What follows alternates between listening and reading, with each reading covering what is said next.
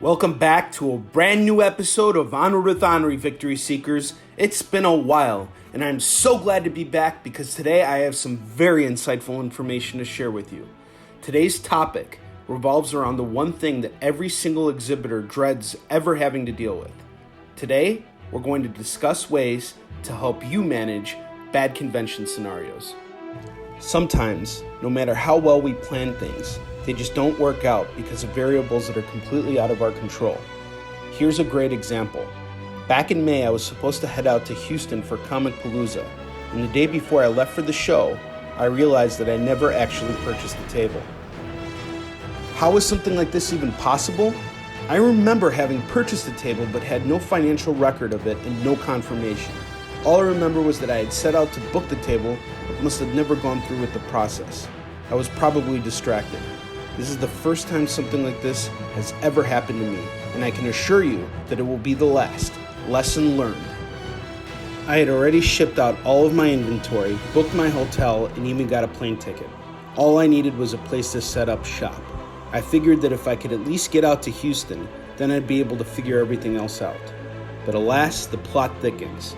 Throughout the day, I kept getting notifications from my airline that my flight was likely to get canceled due to poor weather conditions in Houston. So sure enough, I got to the airport on time, boarded the plane, and about 20 minutes later, the flight was canceled. Was I upset? Absolutely. Was I discouraged? Sure. But this was beyond me. There was nothing that could be done about this situation. This wasn't my fault, and I knew that I would live to fight another day.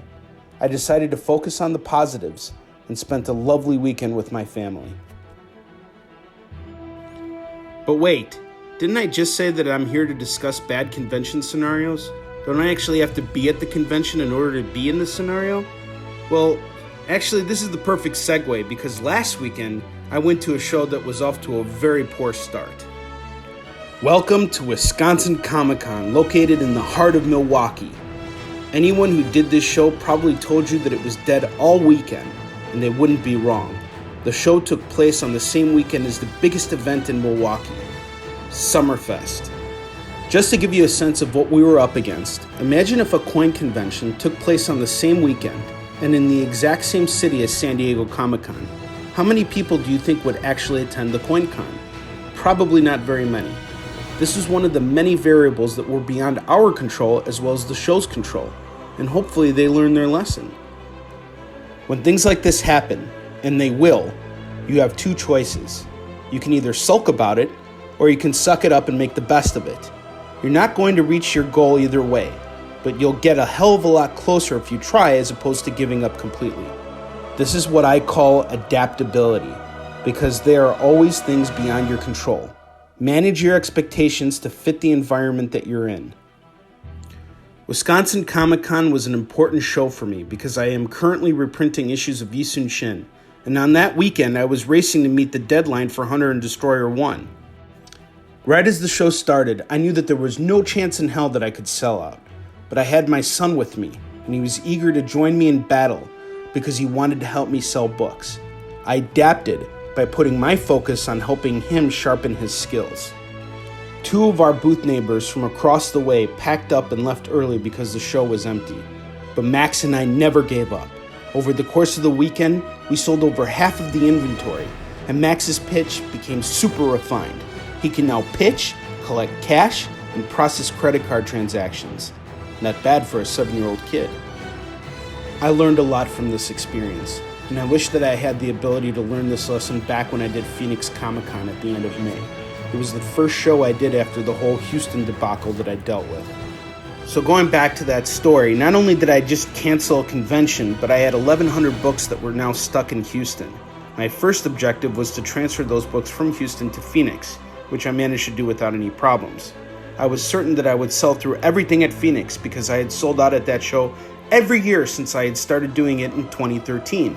In fact, I was so certain that I worked an extra 200 books into my arsenal. Well, lo and behold, I fought through the entire weekend and was less than 60 books shy of a sellout. Was I bummed out? Absolutely. This is the first time I didn't sell out at a show that I have sold out at for the last 6 years. What was the cause? I honestly don't know. It was probably just an off year. Or maybe I was so desperate to sell out that I forgot why I was there in the first place, to build a connection with my readers. Nonetheless, I left the floor without any regret because I know I did my best, and I'll come back to this show next year and try to sell out again. The lesson here is, poor results are not a reflection of you as a creator. Sometimes the crowd just isn't digging your vibe. Just make the best of it and move on to the next show. Try to have more fun, and remember to do that adapting thing I was telling you about. So adapt and don't be so hard on yourself. Oh, and the most important thing you can do for yourself in a bad convention scenario is to be positive. In a bad convention, you're going to get a lot more rejections. Don't take them personally. Use this opportunity to polish your pitch by educating people about your work. Don't learn much from shows you do well at. You learn more from the ones that you don't.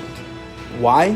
Because you're out of your comfort zone, and your natural instinct is to fall into a negative state of mind. Fight through that by forcing yourself to learn and grow.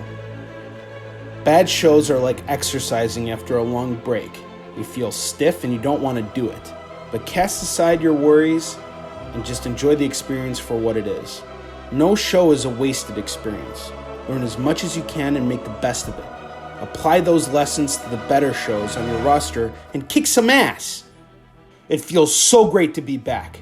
I'll see you all next week with a brand new episode, my friends. Until then, onward to victory.